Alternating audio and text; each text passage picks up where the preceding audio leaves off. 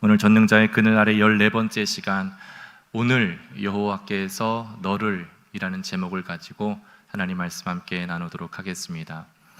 여러분, 우리가 이 다윗과 골리앗 이 싸움 이야기를 마주하고 있는데요, 이 마주함에 있어서 우리가 던져야 될 질문들이 있습니다. 그것은 무엇인가 하면 이 싸움 이야기의 진정한 본래의 의도는 무엇인가 라는 겁니다. 성경이 주고자 하는 진정한 메시지는 무엇인가? 왜 하필 다윗이어야만 했는가라는 거예요. 왜 하나님 보시기에 골리앗과의 싸움에 있어서 다윗이어야만 했는가? 이 질문들 속에 성경의 대답은, 하나님의 대답은 골리앗과의 싸움에 있어서는 다른 사람이 해서는 안 된다라는 겁니다. 오직 반드시 다윗이어야만 한다라는 겁니다. 이것이 성경의 대답이요, 하나님의 대답입니다. 그렇다면 우리는 그럼 왜 그런 것인가에 대한 질문을 가지고 우리가 함께 이 말씀 속으로 함께 좀 들어가 보기를 원합니다. 여러분, 사무엘상 17장 초반부서에 우리가 잘 보면 오늘 이 스토리의 시작을 이스라엘 남쪽에 보면 엘라 골짜기가 있습니다. 그 엘라 골짜기를 사이에 두고 블레셋 군대와 이스라엘 군대 간에 첨예하게 대립하고 있는 데서부터 이야기는 시작됩니다. 이렇게 첨예하게 대립하고 있는데 시간이 흘러도 어느 누구 하나 먼저 공격하지 않고 있었던 겁니다. 그것을 보고 알 수 있는 것은 블레셋 군대와 이스라엘 군대가 지금 비슷한 실력을 갖고 있었구나라는 것을 우리가 짐작해 볼 수 있는 겁니다. 왜냐하면 만일 블레셋 군대가 힘이 강했다면 시간 끌 필요 없이 먼저 선제 공격했으면 틀림없습니다. 그럼에도 불구하고 블레셋 군대도 눈치를 보는 것은 블레셋 보기에 이스라엘 군대가 만만치 않았던 것으로 보여집니다. 그래서 블레셋 군대 입장에서 다른 전투 방법을 하나 이제 제안하고 시작하는데, 그것이 무엇이냐면 고대 근동의 지방의 전쟁 방법으로 아주 유행했던 대표전이라는 전투 방법입니다. 이 대표전이란 무엇이냐면 양쪽 진영의 대표 장군이 대표자로 나와서 1대1로 맞붙는 전투 방법입니다. 근데 그래서 진 쪽은 이긴 쪽에게 항복을 하고 이긴 쪽의 그 국가의 모든 것을 다 들어주는, 그것이 바로 대표전인데, 그런데 고대 전쟁의 문헌에 의하면 그렇게 말을 순순히 들어준 경우는 거의 없었다고 합니다. 그래서 그것을 알 수 있는 것은 이 대표전은 일종의 심리전입니다. 그래서 대표자가 나와서 적국의 병사들을 사기를 떨어뜨리게 하는 것이죠. 그래서 오늘 블레셋이 이 대표 주자로 내세웠던 골리앗, 이 골리앗에 의하여 이스라엘 백성들의 심리전을 통하여서 사기를 떨어뜨리고자 블레셋은 골리앗을 앞장 세웠던 겁니다. 여러분, 사무엘상 17장의 말씀을 보면요, 무려 7절이나 할애하여서 골리앗의 위용을 열거합니다. 이렇게 적군의 장수를 이렇게 장황하게 열거를 하면서까지 보도를 할 필요가 있을까? 그 의도가 무엇이냐면, 그 의도는 이렇게 골리앗의 위용을 나타내면서 인간적인 실력으로는, 인간의 그 어떠한 군사력으로는, 인간의 그 어떠한 힘을 갖고 있는 사람이라 할지라도 이 골리앗을 이길 수 없다라는 것을 보여주고자 했던 겁니다. 여러분 잘 알다시피 골리앗의 이 키가 무려 3m에 가깝고요, 그리고 그가 입고 있는 갑옷 무게만 57kg이 되었습니다. 그걸 이야기하고 있는 건 뭐예요? 이렇게 무거운 갑옷을 착용했다는 것은 그가 그만큼 힘이 장사였다는 것을 입증해 주고 있는 숫자적인 치수이겠죠. 이러한 것을 가지고 그의 키, 그가 입고 있는 이 갑옷, 그리고 그가 들고 있는 무기, 이것을 보고서 이스라엘 사람들이 이 모습을 보고서 주눅들기에 아주 좋았던 것이죠. 이런 상황에 이 골리앗은 자신의 이 모습뿐만이 아니라 말로서 이스라엘 백성들의 사기를 떨어뜨렸어요. 무려 며칠 동안요? 40일 동안. 40일 동안 아침 저녁 쉴 새 없이 이스라엘의 하나님의 이름과 이스라엘 군대를 모욕하고 조롱하게 됩니다. 이럴 때 저는 이 말씀을 묵상하면서 세상은 늘 언제나 하나님의 이름과 하나님의 백성들을 모욕하고 조롱했었구나. 오늘날에만의 문제가 아니라 늘 언제나 오고 가는 세상사의 흐름 가운데 세상은 너희들이 믿는 하나님, 너희들을 구원할 수 있다고 생각해? 이 세상에서 이렇게 힘이 있어야지, 이렇게 화려해야지, 이렇게 능력을 갖춰야지, 이렇게 스펙이 있어야지, 그래야 세상을 구원하고 세상을 이길 수 있지. 너희들이 하나님을 믿는다고 해가지고 고작 그렇게 믿는다고 너희가 세상에서 구원을 받고 그렇게 영향력을 미칠 수 있다고 생각해? 라고 세상은 골리앗 때나 지금이나 변함없이 하나님과 하나님을 믿는 백성들을 조롱하고 모욕한다라는 것이죠.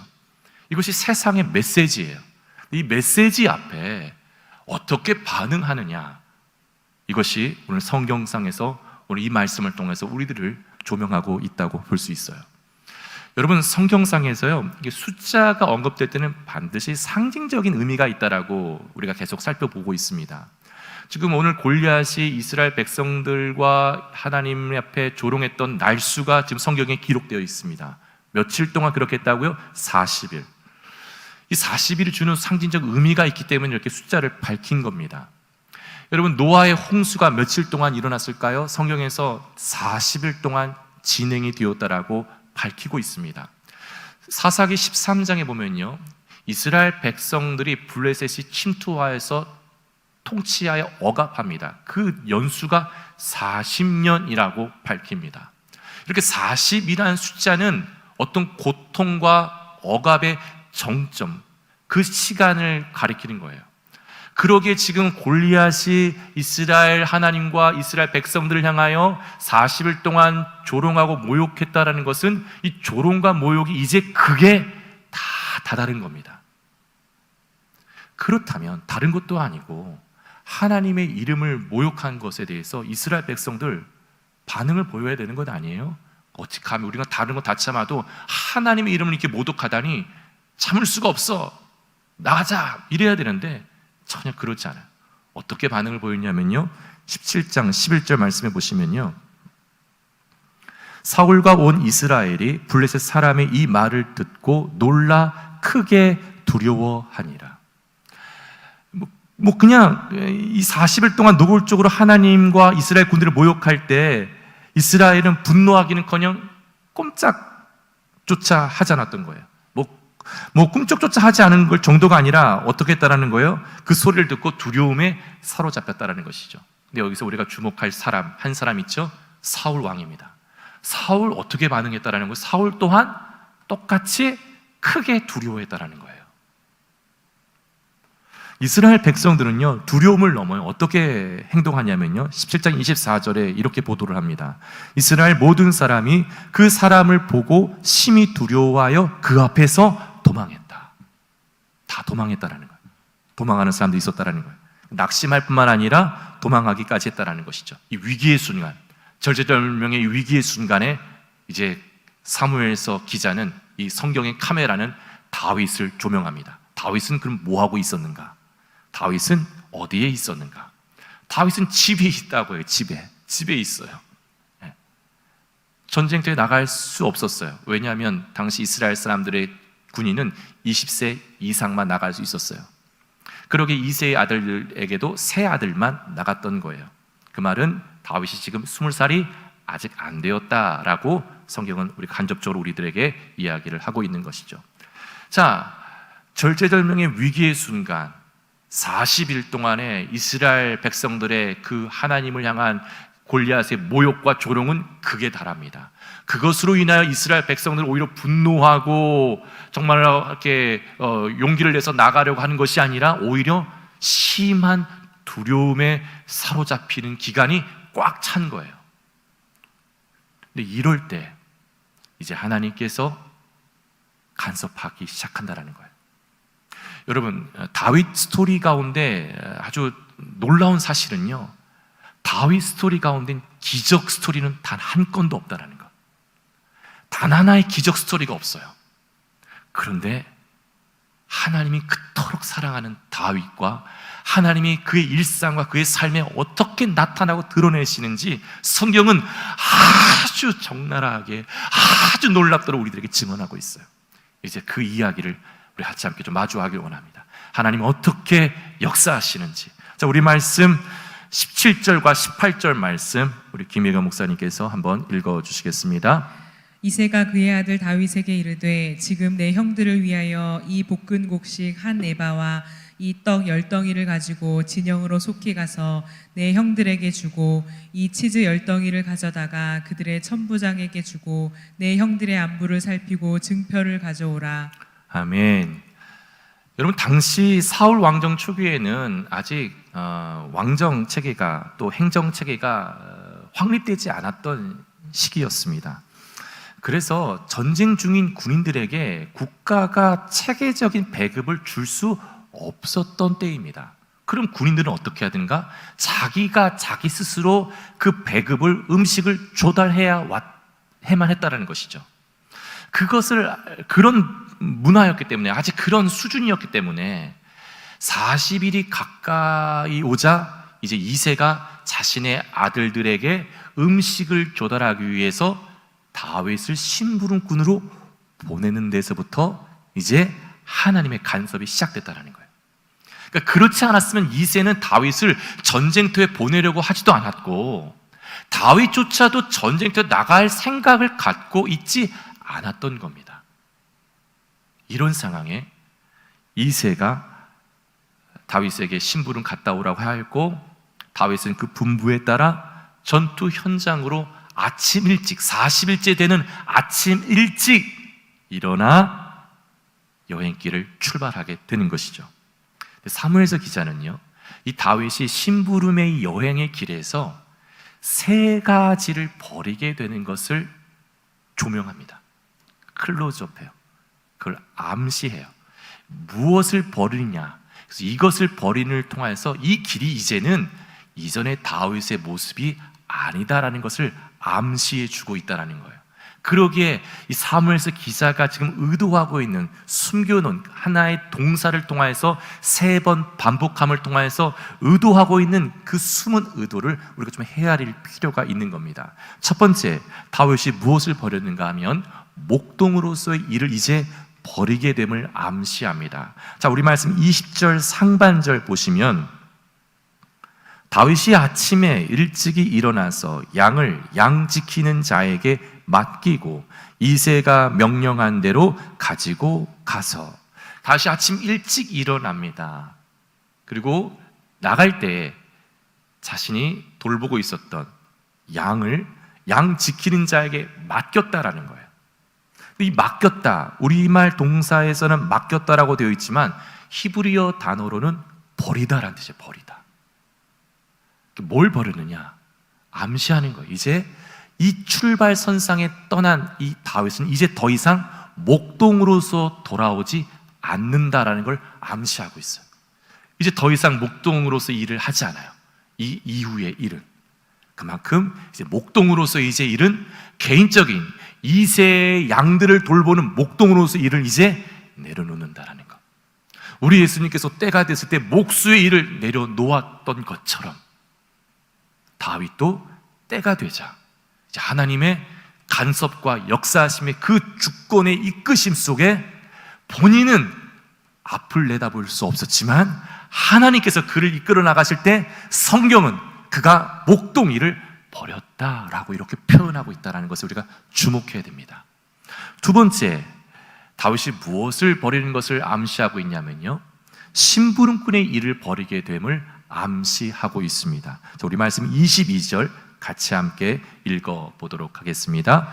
다윗이 자기의 짐을 짐 지키는 자의 손에 맡기고 군대로 달려가서 형들에게 문안하고. 아멘. 다윗이 이제 전쟁터에 도착했습니다. 막사에 가보니 형들이 없었습니다.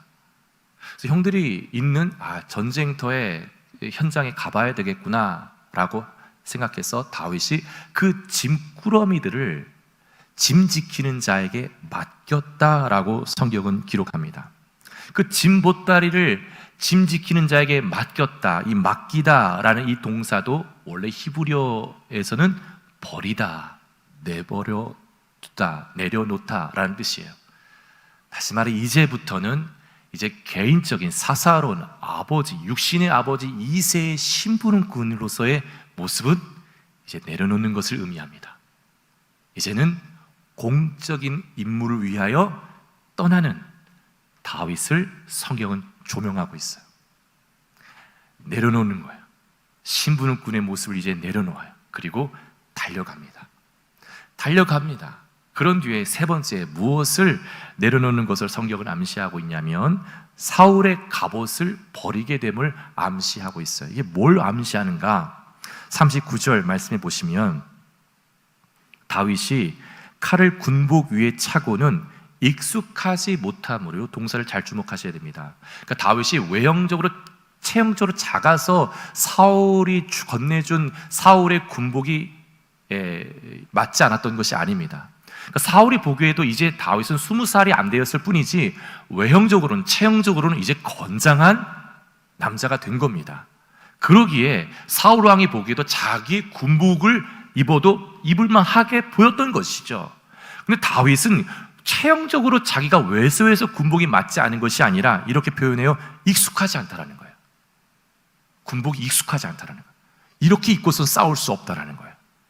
그래서 뭐라고 얘기해요? 다윗이 사울 왕에게 이것을 입고 가지 못하겠습니다. 그래서 그것을 곧 벗고라고 해서 벗고. 이 벗고, 우리말에서는 벗고라고 되어 있지만 히브리 동사는 똑같이 버리다라는 동사, 똑같은 단어가 사용됩니다. 뭘 의미하는 걸까요? 다윗이 사울 왕이 건네준 군복을 버렸어요. 내려놓았어요. 뭘 의미할까요? 이스라엘 백성을 저 무시무시한 골리앗으로부터 구원해내기 위하여서 세상의 방식, 세상의 힘 의지하지 않겠다는 거예요. 오직 하나님 이름만 의지하여 나아가겠다라는 그것을 암시하고 있는 거예요. 여러분, 다윗은 전쟁터에 올 때까지만 하더라도요, 내가 골리앗을 무찌를 거야 라는 그런 마음 가지고 온 것이 아니에요. 한 치 앞도 내일 일을 모르고 한 치 앞도 모르고 온 거예요. 그냥 심부름꾼으로, 목동으로서 심부름꾼으로 왔던 거예요. 그러나 하나님은 하나씩 하나씩 그것을 버리게 하신 거예요. 그리고 그 결정적 순간에 이제 형들에게 그 소식을, 진보딸이 음식이 왔다는 소식을 건네주고자 전쟁터 현장에 갔을 때 다윗에게 엄청난 충격적인 소리가 들렸던 거예요. 그 소리는 바로 이 골리앗의 하나님의 이름을 모욕하는 소리를, 하나님의 군대를 모욕하는 소리를 듣게 된 거예요. 이 소리 앞에 사울을 비롯한 이스라엘 백성들은 다 두려워 떨고 있었지만 다윗은 두려워 떨지 않았던 거예요. 다윗은 주눅 들지 않았던 거예요. 그럼 왜 다윗은, 사울도 두려워하였고 이스라엘 요나단, 이스라엘 내노라는 장수들 다 두려워하고 있었는데 왜 다윗은 두려워하지 않을 수 있었는가? 왜 하필 골리앗과 싸움에 있어서 하나님은 다윗이어야만 했는가? 본래의 의미는 무엇인가? 이 질문에 우리가 좀 헤아리기 위해서는 우리가 지난주에 살펴본 사무엘상 16장과 뗄 수 없는 관계입니다. 17장은. 여러분, 지난주 우리가 말씀 속에서 다윗은 사무엘 선지자로 인하여 하나님의 왕으로서의 기름 부음을 받습니다. 왕으로서 기름 부음을 받았을 때 어떤 일이 일어났다고 성경은 증언해요? 하나님의 영에게 크게 감동되었다라는 거예요. 하나님의 영에 의해 크게 감동된 일을 이제 그의 삶 가운데 나타나기 시작한 거예요. 물론 그는 지금 그때까지만 하더라도 목동 일을 하고 있었어요. 그러나 기름 부음을 받아 하나님의 영에게 크게 감동을 받기 전과 후는 확실하게 달라진 삶을 하루하루 살았던 겁니다. 그 대표적인 것이 이 다윗이 사울 왕에게 고백한 데서 나타나고 있습니다. 자, 우리 말씀 34절과 35절인데요. 같이 함께 이 말씀 좀 길지만 함께 한 목소리로 읽어보도록 하겠습니다.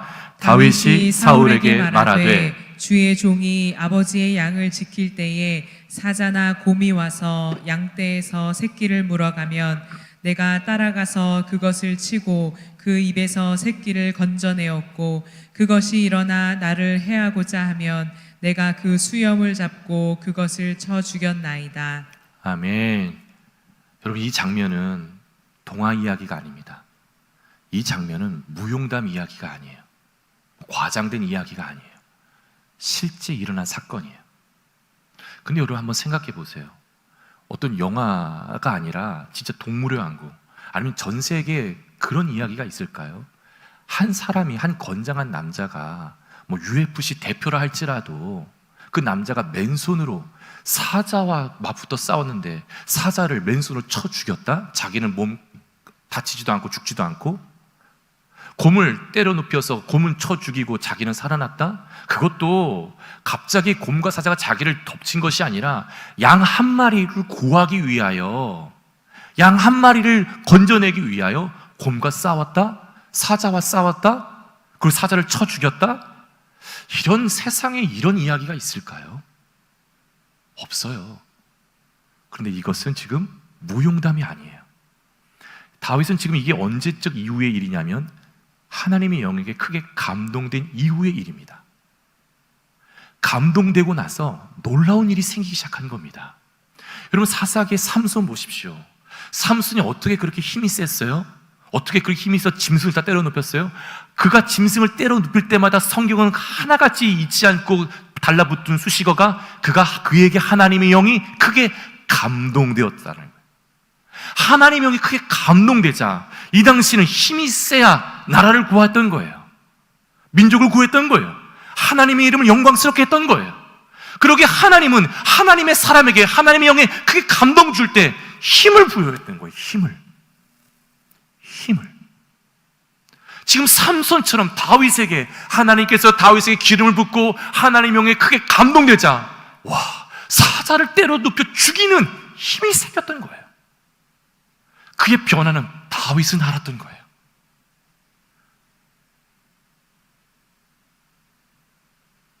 여러분, 지금 이스라엘 땅의 이스라엘 왕은 명목상으로는 사울입니다. 그러나 하지만 하나님 보시기엔 누구냐라는 거예요. 하나님 보시기엔 사울 아닙니다. 하나님 보시기엔 지금 이스라엘 나라의 왕은 다윗이에요. 다윗. 명목상으로는 사울이라고 사람들은 그렇게 보고 있지만 하나님은 그렇게 안 봐요. 이미 사울을 버렸어요. 하나님 보시기엔 누가 이스라엘 나라의 왕인가? 다윗이 이스라엘 나라의 명명백백한 하나님 보시기에 왕이에요. 왕. 그러기에 하나님 편에서 이스라엘 나라에 어떤 위기가 닥쳤을 때 왕으로서의 직무를 감당해야 된다면 하나님은 누구에게 하나님은 그를 책동하고 그에게 역사하실까요? 사울에게가 아니에요. 다윗이에요. 다윗. 그래서 지금 다윗으로 하여금 40일째 되는 날에 정말로 고통과 두려움이 정점이 되는 그날에 다윗이 전쟁 한복판에 오게 할 수 있었던 것은 이새가 신부를 보내서가 아니에요. 그 모든 이면에 하나님이 역사하고 있었던 거예요.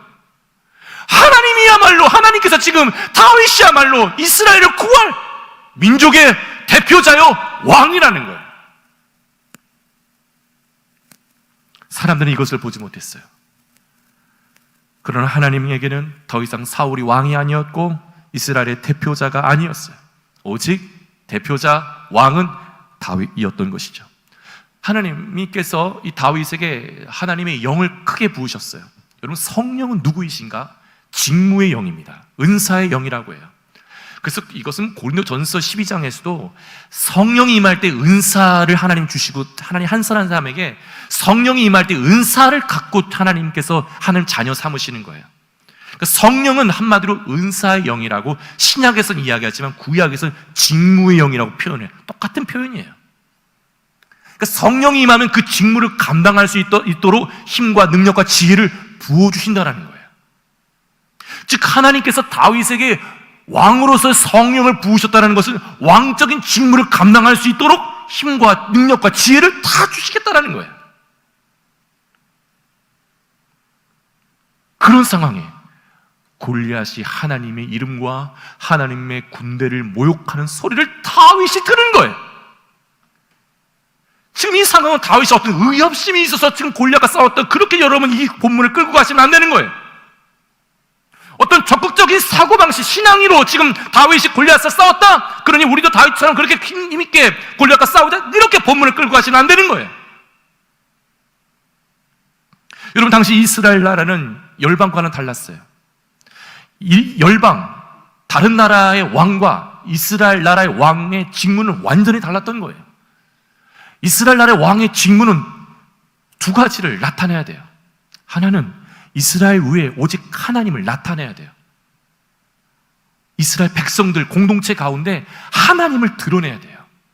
하나님만이 유일한 하나님이시다. 그 대표자, 그 직무가 왕이 해야 될 일이에요.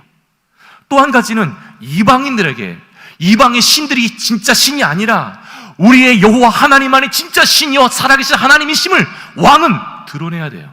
그것이 왕으로 직무의 중요한 두 가지 일인 겁니다. 자, 보세요. 하나님의 이름이 모욕을 당하고 있어요. 왕으로선 가만히 있으면 안 되는 상황이었던 거예요.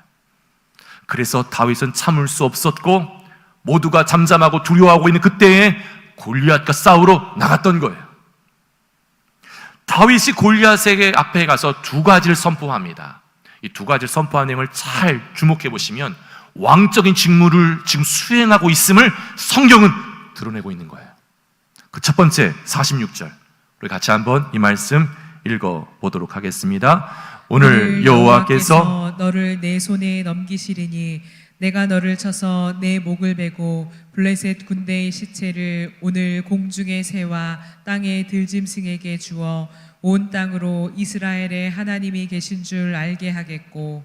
아멘. 오늘 다윗은 골리앗의 이야기, 오늘 여호와께서 너를 내 손에 넘긴다. 여러분, 지금 다윗은 이 전쟁에 뭐 이길 수 있을까 없을까 그렇게 지금 마음 먹고 나간 게 아닙니다. 뭐 우리가 영화나 드라마에 볼 때 어떤 나라의 어떤 장군이 전하, 제가 만일 나가서 제가 대표로 싸우겠지만 제가 전사하더라도 왕이여 흔들리지 마시오, 지금 그런 뭐 했을 때, 싸워봤을 때 이길 수도 있고 질 수도 있고 그런 마음으로 지금 나간 게 아니에요. 완전히 하나님이 너를 내 손에 붙였다. 성경에선 생략해요. 그러나 분명히 하나님과 하나님의 영이신 성령과 아주 친밀한 교감이 있었음에 틀림없어요. 다윗은 이렇게 이야기합니다. 첫 번째, 무엇을 선포해요? 골리앗의 머리를, 너의 머리를 뱀으로써 온 땅에 하나님이 계신 줄 알게 하겠다.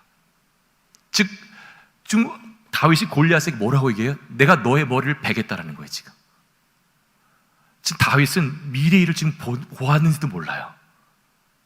정말 다윗은 골리앗의 머리를 베지 않습니까? 너의 머리를 베는 것이 내가 무슨 뭐 힘이 있어서가 아니라 그 뱀을 통하여서, 너의 머리를 자를 통하여서, 너를 죽임을 통하여서 온 땅에 하나님이 살아계심을 내가 드러낼 거야. 이건 뭐예요? 왕적인 직무를 지금 그가 선포하고 있는 거예요. 두 번째, 47절에서 고스란히 다윗은 또다시 이 선포에서도 왕적인 직무를 그대로 선포합니다. 47절 말씀 보시면 또 여호와의 구원하심이 칼과 창에 있지 아니함을 이 무리에게 알게 하리라. 전쟁은 여호와께 속한 것인즉 그가 너희를 우리 손에 넘기시리라. 자, 보십시오. 다윗은 이렇게 얘기합니다. 여호와의 구원하심이 칼과 창에 있지 아니함을 이 무리에게 알게 하겠다라는 거예요. 그래서 이 무리는 이스라엘 백성을 가리킵니다. 와, 두 가지 직무의 역할을 정확하게 알고 있었어요. 하나는 열방을 향하여, 하나는 이스라엘 백성을 향하여. 이스라엘 백성을 향해서 깨우쳐주는 거예요. 너희들 왜 두려워하느냐? 칼이 약하다고 생각해서, 창이 약하다고 생각해서 너희들 두려워하고 있느냐? 여호와의 구원은 칼과 창에 있지 아니함을 이스라엘 백성에게 내가 이 전쟁을 통한, 내가 골리앗을 쓰러뜨림을 통하여서 내가 알게 하겠다. 와, 하나님이 지금 다윗에게 성령의 감동이 있자 다윗은 분명히 자기가 무엇을 해야 될지를 정확하게 알고 있었다는 거예요. 여러분, 그렇다면 오늘 이 본문이 우리에게 주고자 하는 의미가 무엇일까요? 다윗이 이 본문에서 왕이라는 사실은, 그 말은 우리가 왕이 아니다라는 사실을 지금 보여주고 있는 거예요. 사무엘상 17장에서 우리는 다윗이 아니에요. 우리는 누구인가? 골리앗의 모욕에 저 뒤에서 벌벌 떨며 두려워하고 있는 한 병사, 그게 저와 여러분이에요. 우리가 이 말씀 묵상하면서 하나님, 나도 이제 다윗처럼 골리앗을 쓰러뜨리겠습니다, 그런 용기를 주시오, 그런 담대함을 주시오, 이렇게 한다면 본문이 의도하고 있는 의미를 제대로 해석한 것이 아니에요. 본문에서는 지금 다윗은 누구를 지금 예표하고 있는 자예요. 본문에서 다윗은 지금 누구를 나타내고 드러내고 있는 거예요. 그것이 누구인가? 바로 우리의 진짜 왕이신 예수 그리스도이다라는 거예요. 우리는 우리의 인생의 엘라 골짜기에 찾아온 이 인생의 골리앗 앞에 우리가 골리앗을 이길 수 없다라는 거예요. 우리가 실수하고 신앙에서 실패하는 건 자꾸 우리가 우리 힘으로 골리앗을 이기려고 해요. 우리가 골리앗 사이엔 예수님은 없는 거예요. 그래서 성경은 이 말씀 속에서 우리의 시선을, 우리의 잘못된 방향을 어디로 교정시키냐면, 너의 힘으로 골리앗을 계속 바라보는 순간 넌 40일이 되면 넌 나가 떨어진다라는 거예요. 넌 이길 수 없다라는 거예요. 넌 누구를 바라보고 누구를 의지해야 되느냐? 네 앞에 서 있는 너의 왕, 진정한 예수 그리스도. 넌 그분을 바라봐야 된다는 거예요. 여러분, 다윗이 골리앗을 앞에 서서 골리앗을 쓰러뜨리고 나자 골리앗의 칼을 뽑아 골리앗의 머리를 베는 순간 두려워 떨고 있었던 이스라엘 군사들이 함성을 지르고 도망치는 블레셋 군대를 향하여 돌격하는 거예요. 다윗의 승리가 이스라엘 군대의 승리가 되었던 거예요. 예수님의 승리가 나의 승리가 되기 위해선 우리의 왕이신 예수님을 나와 골리앗 사이에 세워두셔야 됩니다. 예수님을 내 인생에 앞장서게 하셔야 돼요. 예수님 잠깐 물러가서 저 혼자 할 수 있어요. 다 바다에 빠지는 거예요. 베드로처럼. 예수님의 시선을 놓치는 순간 빠지는 거예요. 어떻게 해야 되는가? 주님을 바라봐야 돼. 우리 인생 크고 작은 인생의 골리앗이 있어요. 오늘 이 말씀 속에서 우리 주님은 말씀하시는 거예요. 오늘 여호와께서 너를, 오늘 여호와께서 내 인생의 골리앗을 쓰러뜨린 날이다. 이 날이 오늘 정말로 우리에게 그런 날이 되길 원한다면 우리의 왕이신 예수 그리스도를 바라보십시오. 그럴 때 나의 힘으로서가 아닌, 나의 능력으로서가 아닌 주님의 힘과 주님의 능력과 주님의 지혜로 주님의 승리가 나의 승리가 될 수 있을 줄 믿습니다. 그 은혜가 저 여러분 가운데, 우리 공동체 가운데, 여러분의 일터 가운데 함께하기를 주 예수 이름으로 축복합니다. 우리 같이 함께 찬양하길 원합니다. 찬송가 351장, 믿는 사람들은 주의 군사니 앞서가신 주를 따라갑시다. 함께 찬양하겠습니다.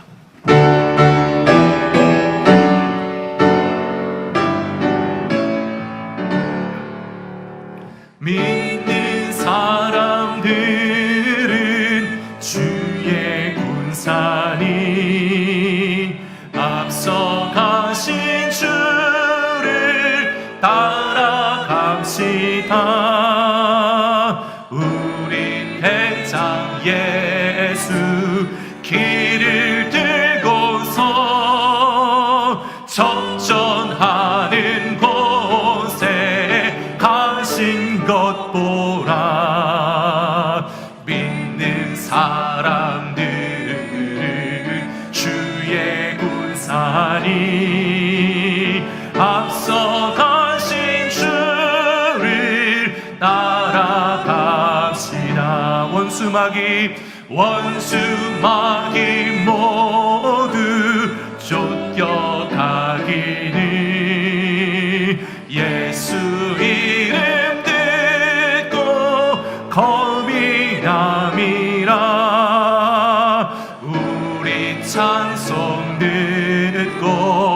지옥 걸리니 형제들아 주를 찬송합시다.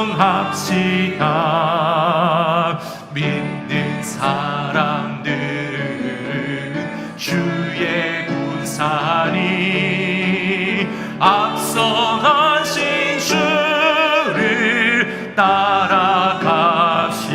세상 나라들은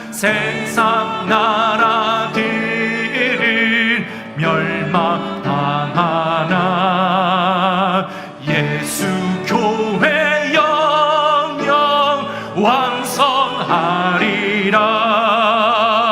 마귀 권세 감히 해치 못함을 주가 모든 교회 지키심이라.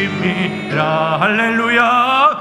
믿는 사람들 주의 군사니 앞서가신 주를 따라갑시다. 백성들아 가서 함께 모여서 우리 모두 함께 배가 부르세. 영원토록 영광 권세 찬송을 우리 임금 주